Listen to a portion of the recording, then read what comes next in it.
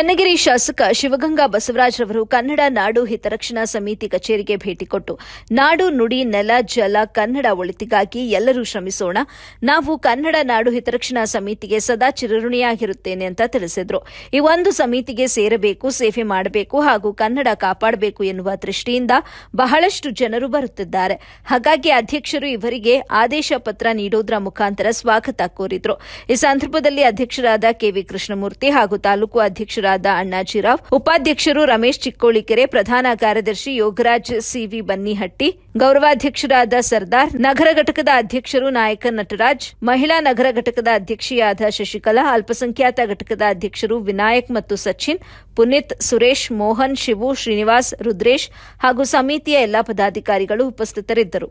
ವರದಿ Nallur Mohammed Asif, AB news, Channagiri.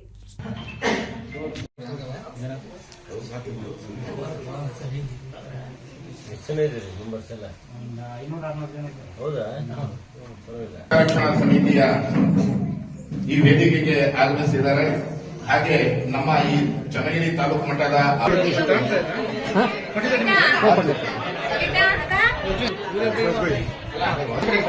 ಇದು ನಿಮ್ದು ಹುದ್ದೆ ಏನ್ ಬರೀತೀನಿ ಅಲ್ಲಿ ಬರೆಸ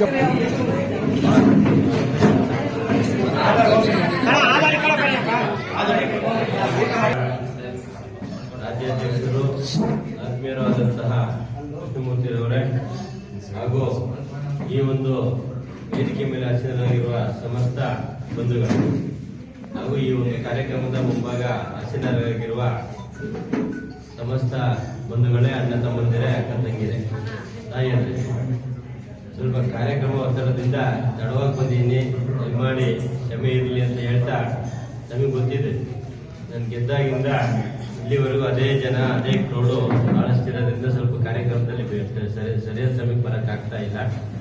ಜೊತೆಗೆ ಏನಪ್ಪ ಈ ಒಂದು ಖುಷಿ ಏನಾಯ್ತು ಅಂದ್ರೆ, ಈ ಒಂದು ಕಚೇರಿ ಬಂದಂತ ಸಂದರ್ಭದಲ್ಲಿ ಈ ಒಂದು ಟೀಮ್ ಏನ್ ನೋಡ್ತಾ ಇದ್ದೀನಿ ಎಲ್ಲ ನಮ್ಮ ಟೀಮೇ ಇದೆ, ಬೇರೆ ಯಾರು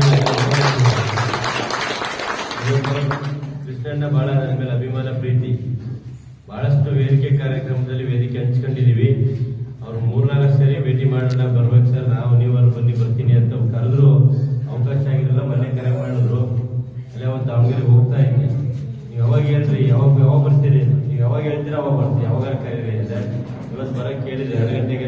ವಯಸ್ಸಲ್ಲಿ ಚಿಕ್ಕವರ ದೊಡ್ಡವರು ನನಗೆ ಗೊತ್ತಿಲ್ಲ, ಸುಮಾರು 2019ರಲ್ಲಿ ಇರಬೇಕು, ಇನ್ನೂ ಶಾಸಕರಾಗಿರಲಿಲ್ಲ.